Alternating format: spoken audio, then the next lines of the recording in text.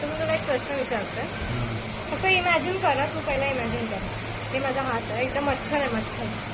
Imagine कर मच्छर आहे. दिसतं तुला इथं मच्छर? अरे इमॅजिन कर. दिसतंय मच्छर? त्याला थंडी वाजतीये.